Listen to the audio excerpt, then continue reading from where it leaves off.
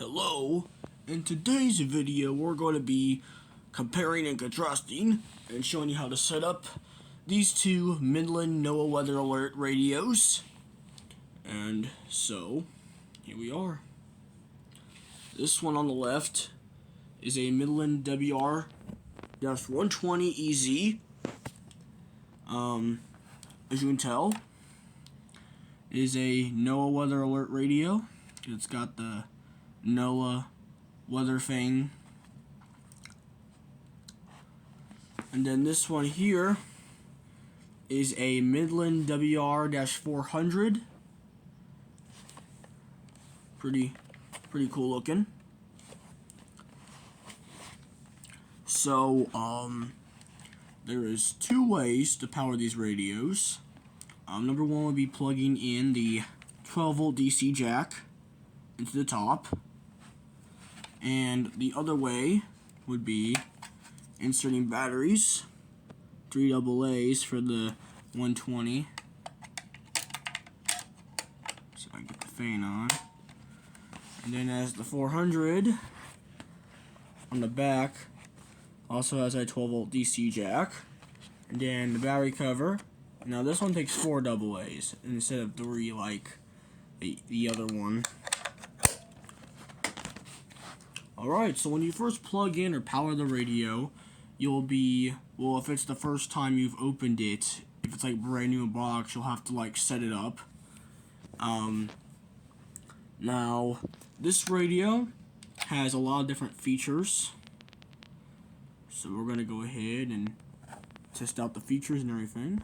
Now to kind of set up your radio, or if there's anything you want to add or get rid of after you set it up for the first time, you could simply go to the menu or the settings by pressing menu. You will hear a button beep or click or some type of sound indicating that you have clicked that button. And the first thing you'll see is set time. This is to set the time on the radio. Set alarm. This can also be used as an alarm clock. Set language. Okay. Set location. There's alert type or alert mode. So the alert type setting is basically the alert mode, because this radio can do 3 different alert types or modes. So you would hit select. And voice is basically when it receives an alert, it will make an annoying sound, play the tone, and then play the message. If you set it on tone, it will just play the high-pitched tone. And on display, it won't make any noise, but the screen will light up. I like to keep it on voice, though. And then alert test. This allows you to test out the alert tone, or siren as some radios are called. This is the noise that you are going to hear when it receives a emergency alert broadcast. Examples could be like flood warnings, tornado warnings, severe thunderstorm warnings, and all that kind of stuff. So to test it, you will just hit select, and then down, set channel. Now, to set the channel, there's a few different ways. Now, if you do not know what your weather channel is, you can either go to your NOAA Weather Radio website, which is www.weather.gov, or call your local National Weather Service office and ask them for your channel location number. East winds 10 to 15. Which we're number 4. And then we have the backlight. The backlight is the screen light, because some people may not like how it's on all the time. I'll hit select. See, it's on. That's normal. Now, normal makes it so it's only on for a few seconds. See? And then off just turns the screen off. But I like to keep it in normal, or I like to keep it on, actually. Then we have button beeps. So as you hear, every time I press a button, it makes a beeping noise. You can actually turn this off by hitting select. Off, see? See the difference? I like to keep it on though, but every time I leave it on, even though it saves, it still sometimes undoes it. set events. Now this is one of the most important things about this radio. Now the set events thing is what you would use to set what kind of alerts you want your radio to receive. So hit select. You can hit all default, edit events, all on, or all off. Now, to tell everyone this, the only alert that you cannot turn off on this radio is tornado warning, because tornado warning actually is probably the most severe weather hazard programmed into this radio. So tornado warning is the only thing you cannot turn off on this radio, but everything else you can. So we're gonna hit edit events, hit select, and then it's gonna have you scroll through all the different alerts you can receive. As you can tell, flash flood watch. Also, as you can see, these little LEDs are lighting up here. This tells you the alert level. So warning, watch, advisory, just all the different types of. And that's pretty much it for the menu of this radio. Next, we have the weather snooze button. This button is both for you to listen to the weather and also for the snooze for your alarm clock. 57 p.m. This I was. And then this is your select button or enter. This is your volume control. 58 degrees occurred at 5:59 a.m. That's your volume control buttons here. On the right side, there is a switch. It says ensure the switch is in the on position, because if the switch is in the off position, this radio will not be able to receive weather alerts because it only works when the switch is on. So be sure it's on. And then these, I think these are called push pins. I don't know for sure, but I think this has something to do if you want to mount it on a wall or something. Okay, nothing on this side. And then on the top, we have the antenna. And then we have the external antenna. Let's say the antenna on this radio breaks. You can just install an external one. There's the cloning port. I don't really know what is supposed to go in that. And the external alert. Now, external alert can be different things. Midland also made this little red LED strobe light that you can actually connect to this radio, so that way when it goes off, let's say you're deaf and you can't hear, then you will see the strobe light flashing and know that this radio is being active. So that's really cool. And that's really all about this radio here. Moving on, here's the WR-400. I got this off Amazon. So just very similar to the WR-120. This thing has a few more features than the 120. So here on the right, we have your alarm on and off switch. And then a volume dial here on the side. It's more like a dial type thing. You got your screen here. This is actually a really cool screen because most of the Midland radios have a blue screen with the black lettering, but this one has a black screen with white lettering, which I really like about this radio. Then it's got the brightness of the screen.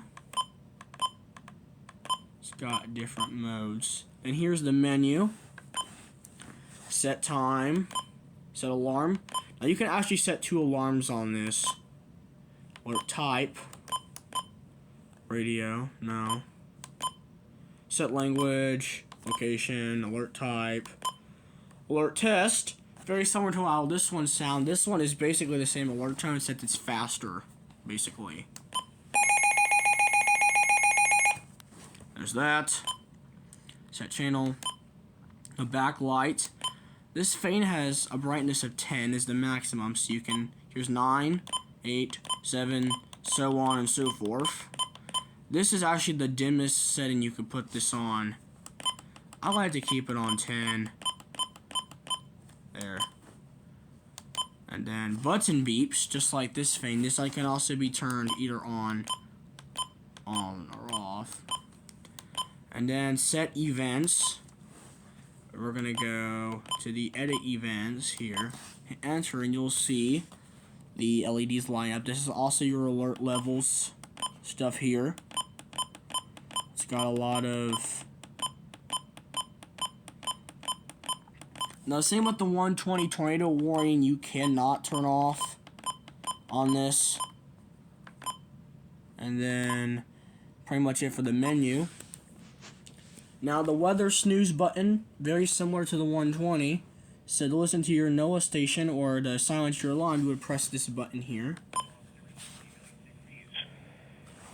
The Dayton, Ohio climate summary for the... Very easy. On the left side of the radio, you have a USB 5-volt 1A jack fan here. Now this can actually be used to charge your phone. Like, let's say that the storm is so bad that you happen to lose power and have no way of charging your mobile device. Well, if you have a cord, you can insert the USB in this and then have your phone charge off of the batteries that are in the radio. Really cool. On the back, or on the top, very similar to the 120, it's got an antenna here, an external antenna, external alert, headphone jack, or PC, or whatever it's called. These holes here are for the wall mounting, which I do not mount them on the wall, but I know people do that because it's easier for some people to mount them on the wall. Then the last big feature that this thing has is it has AM/FM radio. Now, unlike the WR-120 that's just a regular standard weather alert radio, this one also has AM/FM stations, which means you can listen to your favorite radio stations on AM/FM bands. So to do this, you would press the AM/FM button. But notice that while the weather is on, you cannot push the AM/FM button while the weather is on. So make sure the weather is off, and then you can press your AM/FM and tune. And by the way, these numbers, this 1, 2, 3, 4 here, what this is let's say you have a station you like to listen to. You can, just like very similar Sangean and CC Crane radios that I've seen, you can actually save stations. We're going to skip over some random 89.5, for example. You would hold down the 1 for a couple of seconds. See P1. When that pops up, that lets you know that this is one of your selected radio stations that you like to listen to.